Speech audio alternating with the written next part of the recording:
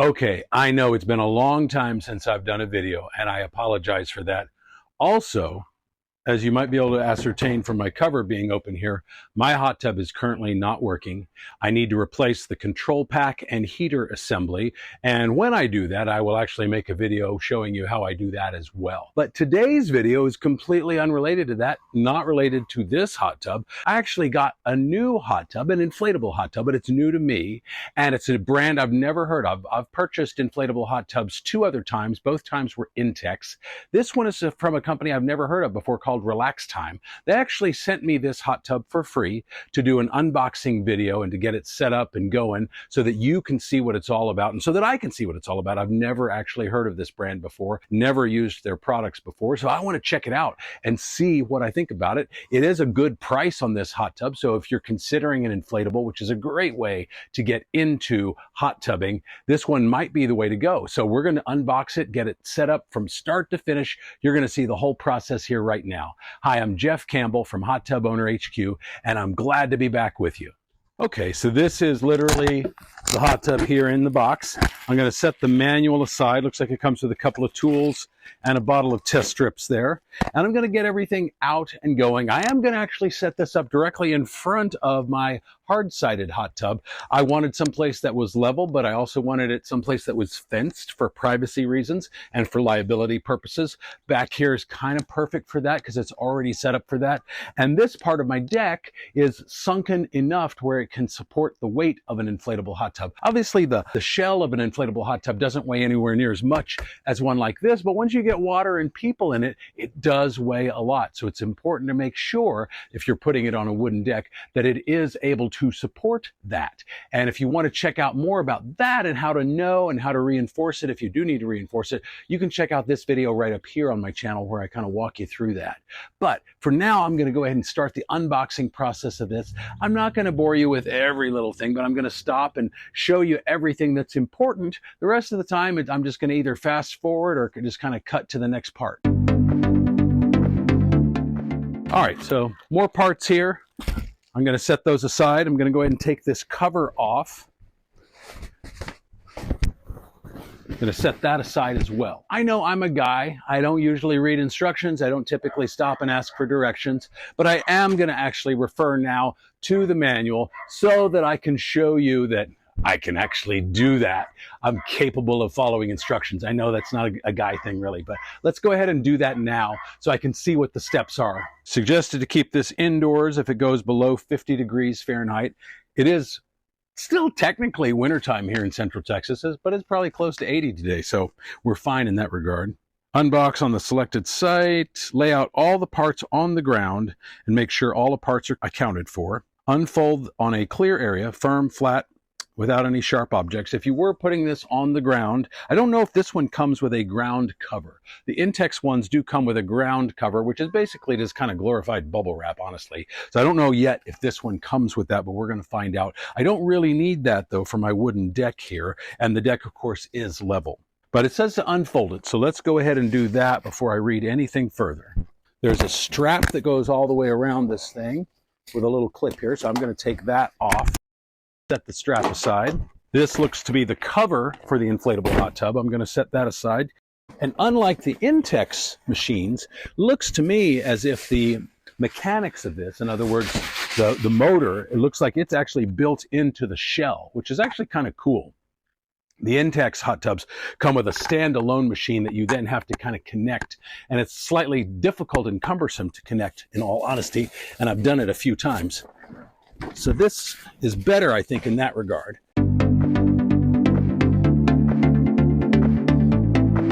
Okay, it says unscrew the air valve cap on the air outlet and attach the inflation hose. From the pictures, though, it does indeed look like it's not supposed to stand upright before you inflate it. So this looks pretty much exactly how the picture looks in the little manual here. And it looks to me as if the air valve cap is this right here.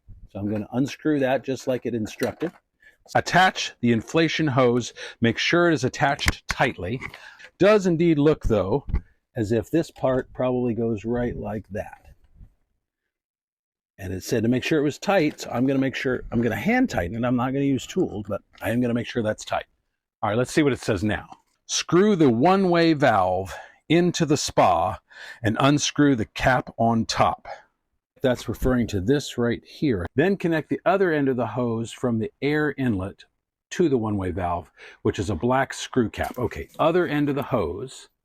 So that's obviously right here, and there's these little attachments. We don't yet know what those do, but I'm going to put that right in there, like just like that. And it doesn't screw in, it just kind of snugs in, just kind of pushes in. All right, it says now you're ready to inflate your spas. Uncoil and plug in your GFCI plug. That's obviously this right here.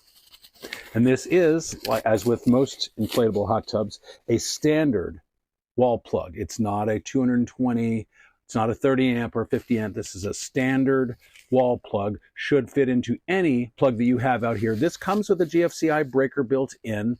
Most of the time, outdoor breakers have that also on the plug itself, which is totally fine. Traditionally, you would not want to use this with an extension cord. And that's why most of the time, inflatable hot tubs come with a fairly lengthy cord of usually about 15 feet or so. Same with plug-and-play hard-sided hot tubs, which are, again, the kind that are designed to plug into regular outlets and not be hardwired. Those typically also come with a 15-foot cord. And I'm going to plug this in over at the nearest outlet. Can't quite tell what the length of this cord is, but this cord is not quite long enough to reach. It might be 15 feet, but it's not quite long enough to reach to my nearest outlet. So I'm going to actually turn this whole thing so that the cord originates on the side closest to the outlet. All right, I hope you can see me. I've got it plugged in now, so let's see what the next step is. Obviously, there's going to be a power button likely somewhere. Press the bubble to inflate the spa for 8 to 10 minutes until it is firm to the touch but not hard. So on the GFCI plug, you do want the red light to be on. And if it's not on, press the red button, because now I can see that this is illuminated, and I bet when I press the bubble button, it's going to start to inflate. That will be a little bit noisy, and as they say here, 8 to 10 minutes, so I'll be back.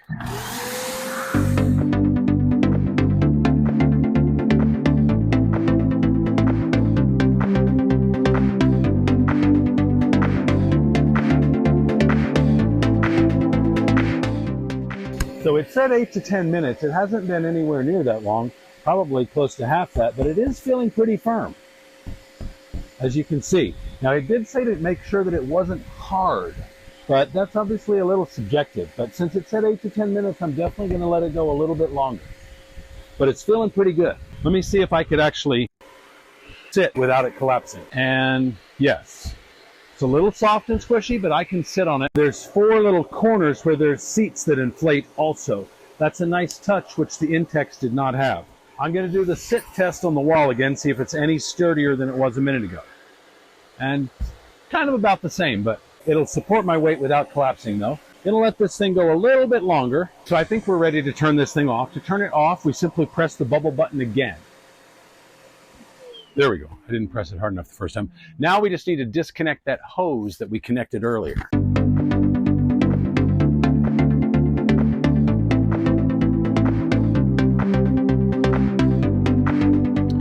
Make sure that the power cable is outside and not connected to the power supply. So we would unplug the hot tub while we fill it up. Not sure why that's necessary, but I guess it's just, we'll follow the instructions here. Because obviously once it's full, we're going to plug it back in. So we know at some point it's going to be plugged in and full of water, but maybe they're just worried about splashing water, although the plug is quite a ways away. It says before filling the spa, the water outlets inside and outside should be checked again for a watertight seal. There are 3 valves. So there's 2 that look like that and another one that's very similar but slightly different. Assuming 2 of those are for filters, which I'm assuming it will have us attach in a minute. In the spa, check that the rubber plug is inserted correctly and is watertight. And that's down here at the very bottom. Kind of just looks like a bath plug.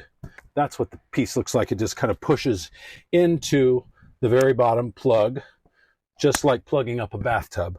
Before we put the hose in, it does have us go ahead and attach the filters. I do see this is threaded here. I don't know if you can see that. And these 2 plugs right here are also threaded. So I'm assuming I can just kind of roll that on there and hand tighten it. That's going just fine. So let me see if it tells us whether or not we need to take this netting off or not. because with it off, it looks like it would look like a traditional hot tub filter, just smaller.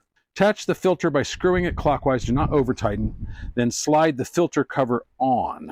This may be the filter cover, which was already on here.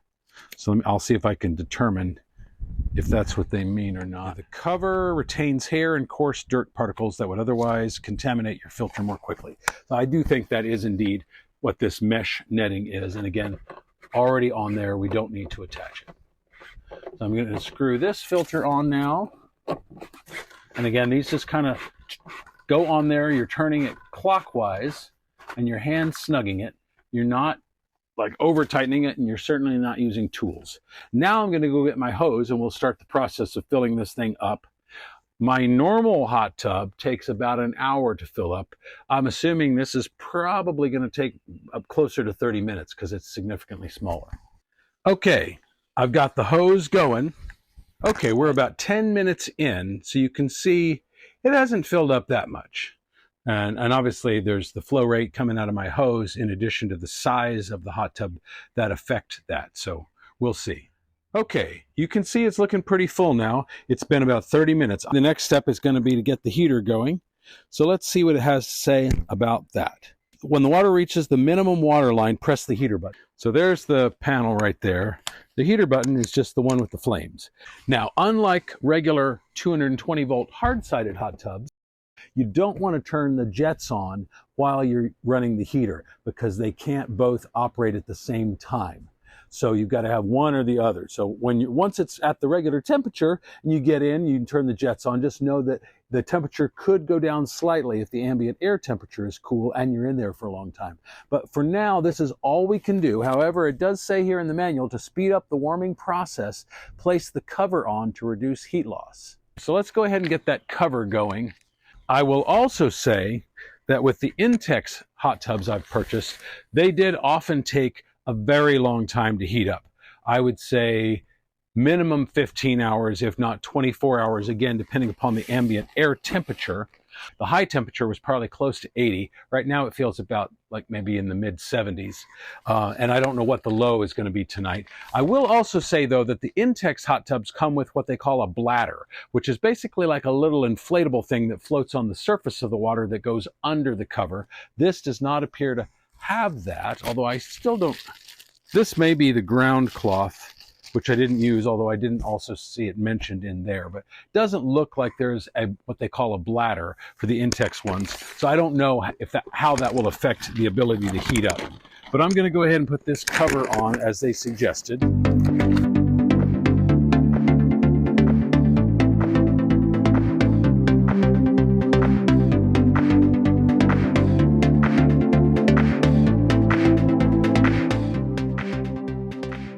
Now I am noticing, obviously, there's a little bit of water that's collected up here in the middle of the cover.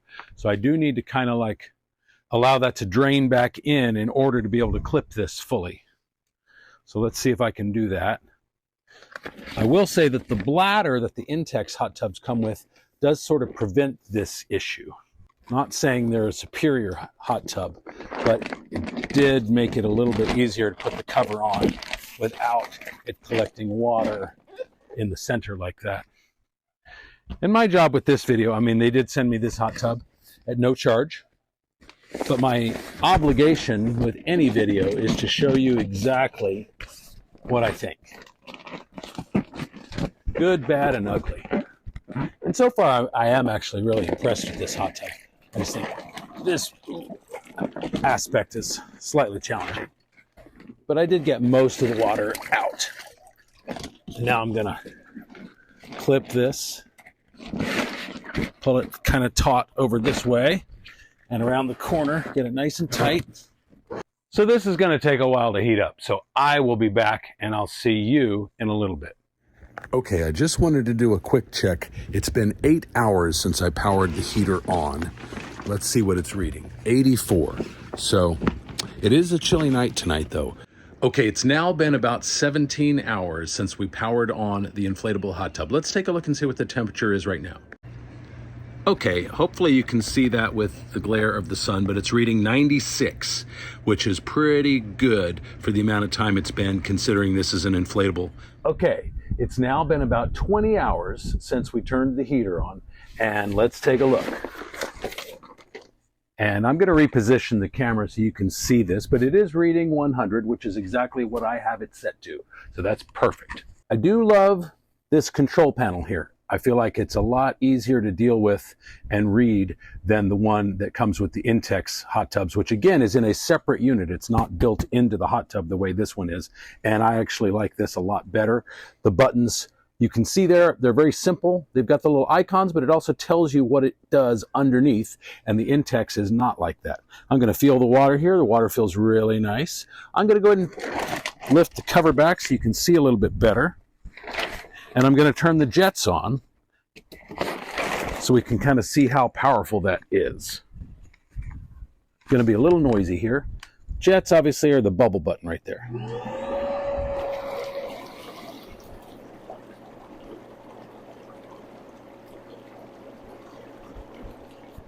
So again, I just kind of want to reiterate, this is the Relxtime company's inflatable hot tub.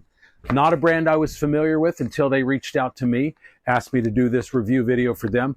Overall, I'm really happy with this hot tub. Again, I've owned 2 Intex inflatable hot tubs prior to this one, and in almost every regard, I actually like this one better. I feel like, even though it was cold last night, it's still chilly right now. It's Central Texas, so the weather changes all the time, but I bet right now, without checking, it's probably at most 50 degrees, if not in the mid 40s. And last night, I'm guessing it got down into the high 30s. This thing still heated up in less than 20 hours, because I didn't check it, every 5 minutes or so. So it's probably been at the set temperature for at least an hour.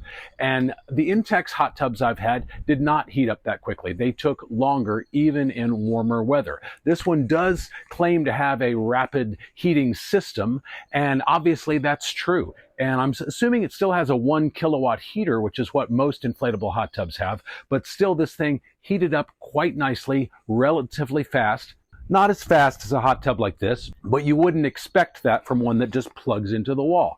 This is really nice. I love the fact that the control panel is built in. It's not a separate unit. You don't have to connect all the tubes and everything the way you do with an Intex inflatable hot tub. I like the fact that it's square as opposed to round. I feel like that gives you a little bit more room to sit in here with multiple people. And the jets obviously are very powerful, but not incredibly loud.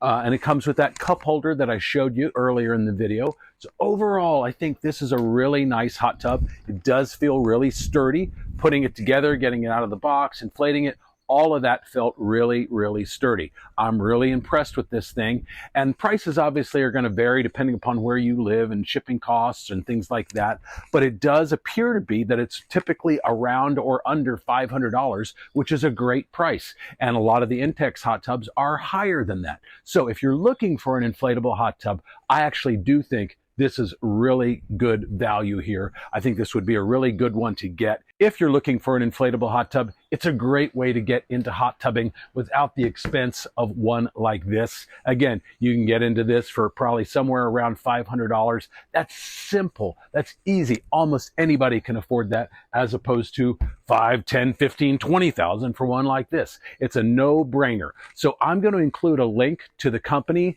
and this specific model down below in the description. If you have any questions or comments, please leave me that as well. I do feel like I'm pretty well versed in this hot tub now that I've gone through the entire unboxing, setup, and heating up process. But for now, I'll see you in the next video.